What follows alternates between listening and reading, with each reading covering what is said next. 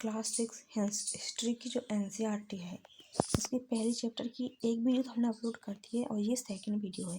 First video की link हम description में डाल देंगे, आप देख लेना। तो देखिए, हम पहले मानचित्र को देख लेते हैं क्योंकि कुछ नदियां हैं जिनके बारे में हमें आगे पता बोला जाएगा कि इनको पता लगाने का इनका प्रयास करिए। तो हम पहले इनका पता लगा लेते हैं, फिर हम बाद में आगे बढ़ेंगे कंटिन्यू। तो देखिए, पहले हम ये जान लेते हैं कि सहायक नदी क्या होती है और किस में कैसे क्या होता है। देख लेते हैं, ये मतलब मान लो ये एक बड़ी नदी है, ठीक है। इसमें बहुत सी छोटी छोटी नदियाँ आकर मिल जाती हैं, इसमें अपना पानी को इसमें पटकती है, मान लो इसमें गिरती है या फिर इसमें मिल जाती है बड़ी नदी में। तो इन्हें छोटी छोटी नदियाँ हैं ना, इन्हें बोलते हैं सहायक नदियाँ। और जैसे हम अब पता लगाने वाले हैं कि सिंधु नदी जो है इनकी सहायक नदी का पता लगाओ, तो सतलुज नदी, रावी नदी, ये चेनाब क्या है, ये नदी झेलम नदी और काबुल नदी, ये सब क्या है, इसकी सहायक नदियाँ हैं। और दूसरी हमें पता लगाना है गंगा नदी और इसकी सहायक सोन नदी, ये रही, ठीक है। अब हम आगे चैप्टर स्टार्ट करते हैं, हम कंटिन्यू पढ़ेंगे। अब आपको बता दिया है कि कहाँ कौन सी नदी स्थित है। जैसा कि हमने अभी देखा था, मैंने बोला था आपको कि सिंधु नदी, उसकी सहायक नदी गंगा नदी, उसकी सहायक सोन नदी का पता लगाने के लिए हमें बोला जाएगा। तो हमने वो सब तो देख लिया है मानचित्र। अब हम देख लेते हैं कि आखिर इसमें क्या है। तो देखिए, सिंधु नदी इसकी सहायक नदी का पता लगाओ। सहायक नदी उन्हें कहते हैं जो एक बड़ी नदी में मिल जाती है। मैंने अभी बताया था आपको 4700 वर्ष पूर्व इन्हीं नदी के किनारे कुछ आरंभिक नगर बसे फले फूले थे। मान लो पहले के जो लोग थे ना, वो नदियों के किनारे ऐसे ही बसते थे क्योंकि उन्हें वहाँ पर पानी की जो आपूर्ति है वो उन्हें अच्छी से मिल जाती थी, इसलिए वो नदियों के किनारे ही ज़्यादातर बसते थे। गंगा की सहायक नदी के किनारे तथा समुद्री जो तटवर्ती इलाकों में नगरों का विकास लगभग 2500 वर्ष पूर्व हुआ था। जो सिंधु नदी है उसके किनारे तो 4700 वर्ष पूर्व भी हो गया था, लेकिन गंगा नदी के किनारे जो लोग बसे थे, जो नगरों का विकास हुआ था, वो 2500 वर्ष पूर्व ही हुआ है। आगे देखेंगे। देखिए, गंगा तथा इसकी सहायक नदी सोन का पता लगाओ। गंगा नदी, गंगा के दक्षिण में जो नदियों के आसपास का क्षेत्र प्राचीन काल में मगध, वर्तमान में बिहार के नाम से जाना जाता था। अब हम वर्तमान में से बिहार, लेकिन प्राचीन काल में मगध के नाम से जानते थे। बिहार हमारा राज्य, इसके शासक बहुत शक्तिशाली थे और उन्होंने एक विशाल राज्य स्थापित किया था। देश के अन्य हिस्सों में भी ऐसे राज्यों की स्थापना की गई थी। जो बिहार राज्य है, मतलब मगध जो राज्य है प्राचीन काल का, उसके जो शासक थे वो बहुत ही ज़्यादा शक्तिशाली थे।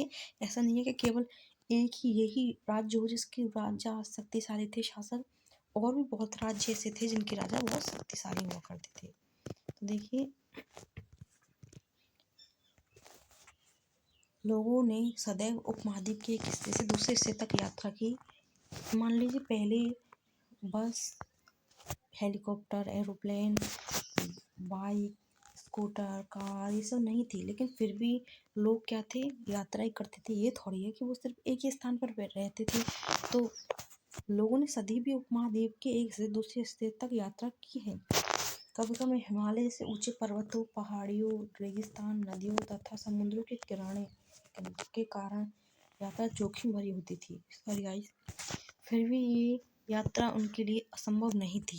देखिए, पहले कोई साधन नहीं थे, कोई वाहन नहीं थे, ये एक स्थान से दूसरे स्थान हम अब देखते हैं। हमें वहाँ जाना है तो हम तुरंत बाइक, कार, कुछ भी लेते हैं और चले जाते हैं, तुरंत पहुँच जाते हैं।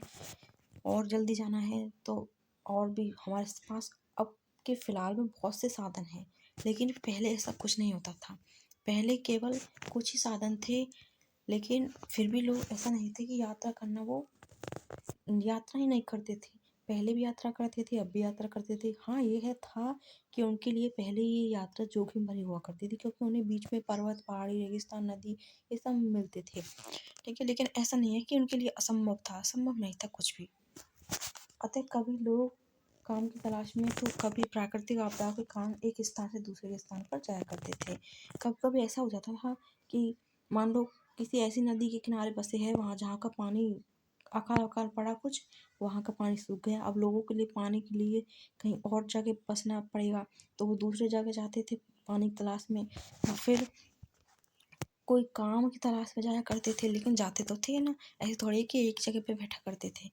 कभी कभी सेनाएं दूसरे क्षेत्र पर विजय हासिल करने के लिए जाया करती थी। इसके अतिरिक्त व्यापारी कभी काफिले में तो कभी जहाजों में अपने साथ मूल्यवान वस्तुएं लेकर एक स्थान से दूसरे स्थान जाते रहते थे। धार्मिक गुरु जो होते लोगों को शिक्षा सलाह देते हुए एक गांव से दूसरे गांव तथा एक कस्बे से दूसरे कस्बे जाया करते थे। कुछ लोग नए और रोचक स्थानों को खोजने की चाह में उत्सुकतावश भी यात्रा किया करते थे। अतः सभी यात्राओं से लोगों को एक दूसरे के विचारों को जानने का अवसर मिला। अब हम देखेंगे आज लोग यात्रा क्यों करते हैं। बताइए, आज हम लोग हैं, हम यात्रा क्यों करते हैं। हम ऐसे तो नहीं कि बेवजह यात्रा करते, हमारा कोई कारण तो होगा कि हम यात्रा क्यों करते हैं। हमारा कोई काम होगा, या फिर हमें कुछ चाहिए कहीं से, तो हमें वहाँ जाने के लिए यात्रा करनी पड़ती है। तो हम आज यात्रा क्यों करते हैं। देखिए, पहाड़ियाँ, पर्वत और समुद्र इस उपमहाद्वीप की प्राकृतिक सीमा का निर्माण करते हैं। पहाड़ियाँ, पर्वत और समुद्र इस उपमहाद्वीप की प्राकृतिक सीमा का निर्माण करते हैं। हालांकि लोगों के लिए इन सीमाओं को पार करना आसान नहीं था, क्योंकि ऐसा पहाड़ियाँ, पर्वत और समुद्र इस उपमहाद्वीप की प्राकृतिक सीमा का निर्माण करते हैं। हालांकि लोगों के लिए इन सीमाओं को पार करना आसान नहीं था। जिन्होंने ऐसा चाहा वे ऐसा कर सके। वे पर्वतों की ऊंचाई को छू सके तथा गहरे समुद्र को पार कर सके। उपमहाद्वीप के बाहर से भी कुछ लोग यहाँ आए और यहीं आकर बस गए। लोगों के इस आवागमन जो थे, उन्होंने हमारे पारंपरिक सांस्कृतिक परंपराओं को समृद्ध किया। कई सौ वर्षों से लोग पत्थर को तराशने, संगीत रचने और यहाँ तक कि भोजन बनाने के लिए नए तरीकों के बारे में एक दूसरे से के विचारों को अपनाते रहे। अब देखिए, हम देखते हैं देश के नाम। तो हमारा जो देश है भारत, उसका नाम आखिर भारत कैसे पड़ा। ऐसे तो नहीं है कि शुरू से सिर्फ सब लोग भारत ही भारत जानते थे, नहीं, ऐसा नहीं है। हमारे भारत का नाम भी कैसे पड़ा हम ये जान लेते हैं। देखिए, अपने देश के लिए हम इंडिया या भारत जैसे नामों का प्रयोग करते हैं ना गाइस। हम हमारे देश को भारत और हिंदुस्तान, इंडिया, ऐसे बहुत से नाम हैं। तो अलग अलग नामों का प्रयोग करते हैं हम हमारे देश के लिए। जो इंडिया है ना, सब इंडस से निकला है, जिसे संस्कृत में सिंधु कहते हैं। अपने एटलस में ईरान और यूनान का पता लगाओ। लगभग 2500 वर्ष पूर्व उत्तर पश्चिम की ओर से आने वाले जो ईरानियों हैं और यूनानियों ने सिंधु को हिंदोस और यहाँ पर और इस नदी के पूर्व में स्थित भूमि प्रदेश को इंडिया कहा। भारत का जो प्रयोग है उत्तर पश्चिम में रहने वाले लोगों के एक समूह के लिए किया गया था। इस समूह का जो उल्लेख है संस्कृत की आरंभिक कृति ऋग्वेद में भी मिलता है। बाद में इसका प्रयोग प्रदेश के लिए होने लगा। मतलब ये है, जो हमारे भारत देश का जो हमारा नाम है, भारत देश, हमारे देश का नाम, तो वो पहले उत्तर पश्चिम में कुछ लोगों का एक कबीला रहता था। उस कबीले का नाम था भरत। तो उस कबीले तो दक्षिण के किनारे की जो मतलब उधर के साइड के जो लोग थे ना, उसको भारत के नाम से ही जानते थे। तो बाद में क्या हुआ, पूरे देश के लिए ही इसका प्रयोग करने लगा भारत।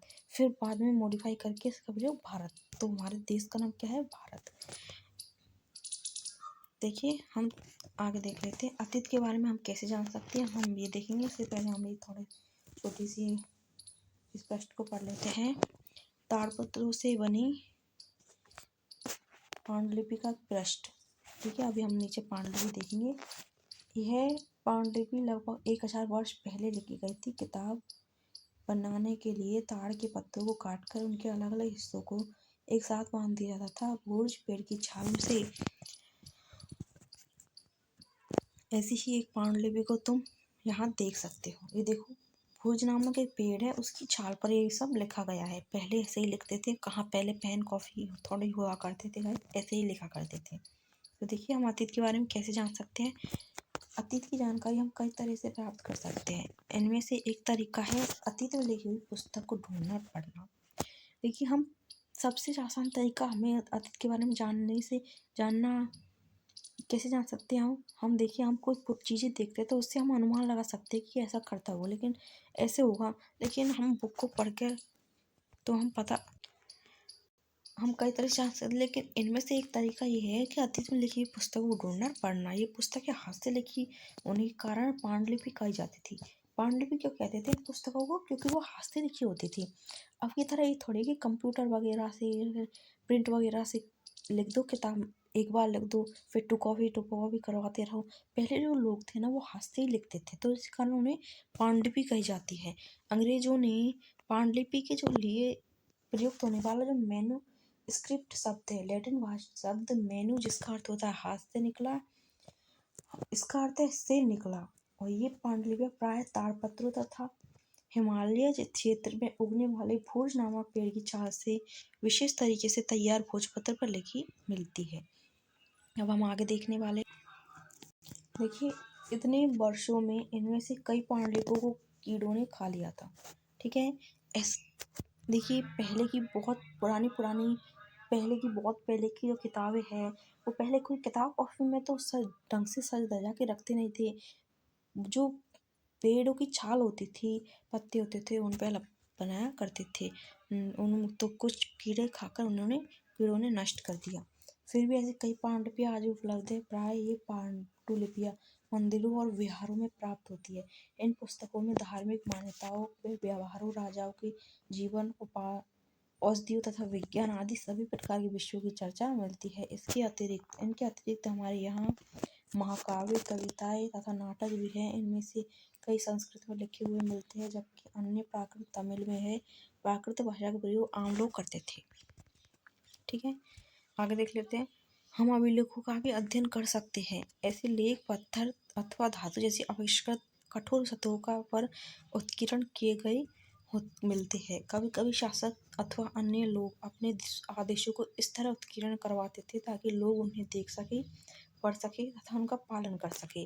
पहले के जो राजा होते थे ना, वो क्या करते थे, कोई पत्थर होते थे, कोई शिला होती थी, तो उस पर अपने नियम कानूनों को क्या करते थे, लिखवा देते थे, ताकि लोग, उनकी प्रजा, लोग, मंत्री जो भी थे वो उनका पालन कर सकते, उन्हें कर सके, उन्हें देख के पढ़ सके, उनका पालन कर सके। कुछ अन्य प्रकार के अभिलेख मिलते हैं जिनमें से राजा रानियों सहित अन्य स्त्री पुरुषों ने भी अपने कार्य को विवरण उत्कीर्ण करवाए थे। कुछ ऐसे भी मिलते हैं अभिलेख जिनमें राजा रानियों ने तो करवाई रखी है, लेकिन कुछ जो सामान्य अन्य स्त्री पुरुष हैं उन्होंने भी अपने कार्य को विवरण दे रखा है। उदाहरण के लिए प्राय शासक लड़ाइयों में अर्जित जो विजयों का लेखा जोखा रखा करते थे। ठीक है, इसके अतिरिक्त अन्य कई वस्तुएं अतीत में बनी और प्रयोग में लाई जाती थी। ऐसी वस्तुओं का जो अध्ययन करने वाला व्यक्ति पुरातत्वविद कहलाता था। देखिए अतीत की जो वस्तुओं है, अतीत की वस्तुओं का अध्ययन करने वाला जो व्यक्ति है पुरातत्वविद कहलाता है। पुरातत्वविद पत्थर, ईंट से बनी जो इमारतों के अवशेषों, चित्रों तथा मूर्तियों का अध्ययन करते हैं। वे औजारों, हथियारों, बर्तन, आभूषणों, इन सब का इस्तेमाल करते हैं और हमें अतीत के बारे में जानकारी देते हैं। तथा सिक्कों की प्राप्ति के लिए छानबीन तथा खुदाई भी करते थे। इनमें से कुछ वस्तुएं जो होती थी पत्थर, पक्की मिट्टी तथा कुछ धातु की बनी हो सकती है। ऐसे तत्व जो होते हैं कठोर तथा जल्दी नष्ट होने वाले होते हैं। देखिए पुरातत्वविद जानवरों, चिड़ियों तथा मछलियों की हड्डियां भी ढूंढते हैं। इससे उन्हें यह जानने में मदद मिलती है कि अतीत में जो लोग क्या खाते थे। वनस्पतियों के अवशेष बहुत मुश्किल से बच पाते हैं। यदि अन्न के दाने अथवा लकड़ी के टुकड़े जल जाते हैं तो वे जले हुए रूप में बचे रहते हैं। इधर देखिए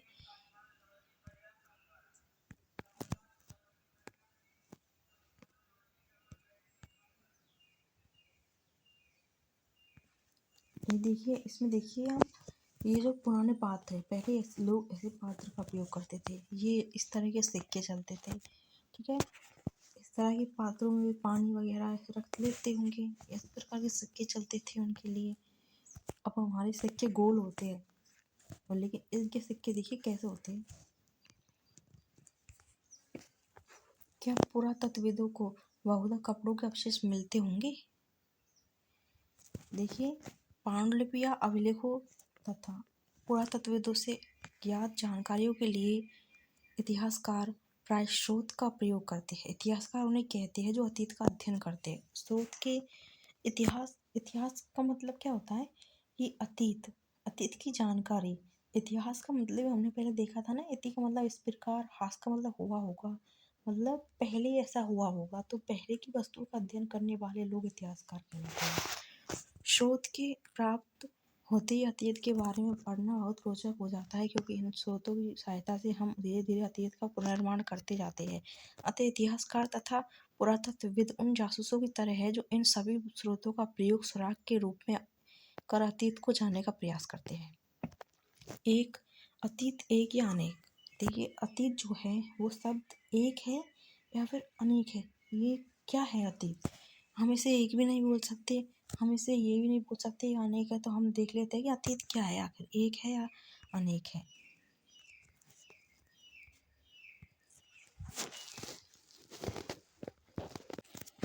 देखिए, अतीत एक या अनेक। देखिए, क्या तुमने इस पुस्तक के शीर्ष हमारे अतीत पर ध्यान दिया? जो अतीत है उसका प्रयोग बहुवचन के रूप में किया गया है। मतलब जो हमारे अतीत, ये जो वर्ड है ना, हमारे अतीत, ये क्या है? बहुवचन है। ठीक है गाइस, हमारे का मतलब होता है बहुत सारे। ये थोड़ी कि मेरा। अब अगर ऐसा होता कि मेरा अतीत तो होता, लेकिन इसमें लिखा है हमारे अतीत। हमारे अतीत का ये क्या है? एक बहुवचन का रूप है। ठीक है, तो इतिहास एक नहीं है, इतिहास अनेक है, बहुवचन है। ठीक है गाइस, अब हम देख लेते हैं। देखिए, की ओर किया जा गया था। मतलब ये है कि अलग अलग समूह के लोगों के लिए इस अतीत के अलग अलग मायने थे। उदाहरण के लिए यदि हम देखें तो पशुपालक और कृषकों का जो जीवन है, राजा रानियों के जीवन से और व्यापारियों का जीवन शिल्पकारों के जीवन से बहुत भिन्न था। ठीक है, जैसा कि हम आज भी देखते हैं कि उस समय भी देश के अलग अलग हिस्सों में लोग अलग अलग व्यवहारों रीति रिवाजों का पालन करते थे। उदाहरण के लिए आज अंडमान द्वीप के अधिकांश लोग अपना भोजन मछलियां पकड़कर, शिकार करके तथा फल फूल के संग्रह द्वारा प्राप्त करते हैं। इसके विपरीत शहरों में रहने वाले लोग खाद्य आपूर्ति के लिए अन्य व्यक्तियों पर निर्भर करते हैं। इस तरह के भेद अतीत में भी विद्यमान थे। इसके अतिरिक्त एक अन्य तरह का भेद है, उस समय शासक अपने विजयों का लेखा जोखा रखते थे। यही कारण है कि हम उन शासकों तथा उनके द्वारा लड़ी जाने वाली लड़ाइयों के बारे में काफी कुछ जानते हैं, जबकि शिकारी, मछुआरे, संग्राहक, कृषक अथवा पशुपालक जैसे आम आदमी प्राय अपने कार्यों का लेखा जोखा नहीं रखते हैं। पुरातत्व की सहायता से हमें उनके जीवन को जानने में मदद मिलती है, हालांकि अभी भी इनके बारे में बहुत कुछ जानना शेष है। तिथियों का मतलब, अब हम देखेंगे तिथियों का क्या मतलब होता है। ठीक है गाइस, तो तिथियों का मतलब, अगर तुमने तिथि के विषय में पूछे तो तुम शायद उस दिन की तारीख, माह, वर्ष, जैसे कि 2000 या इसी तरह का कोई और वर्ष बताओगी। वर्ष की यह गणना ईसा धर्म के ईसा मसीह के जन्म से की जाती है। अतः 2000 वर्ष कहने का तात्पर्य ईसा मसीह के जन्म के 2000 वर्ष के बाद से है। ईसा मसीह के जन्म के पूर्व की जो सभी तिथियां है ईसा पूर्व के रूप में जानी जाती है। इस पुस्तक में हम 2000 को अपना प्रारंभिक बिंदु मानते हुए वर्तमान से पूर्व की तिथियों का उल्लेख करेंगे। तो इसका जो मतलब है कि जो हमारे जो ईसाई धर्म के प्रवर्तक है ईसा मसीह, उनके जन्म को प्रारंभिक जो मतलब केंद्र बिंदु माना है। उनके जन्म से पहले जो है ना, उनको तो बोलेंगे ईसा पूर्व। ठीक है, और उनके जन्म के बाद के है उनको बोलेंगे ईश्वर।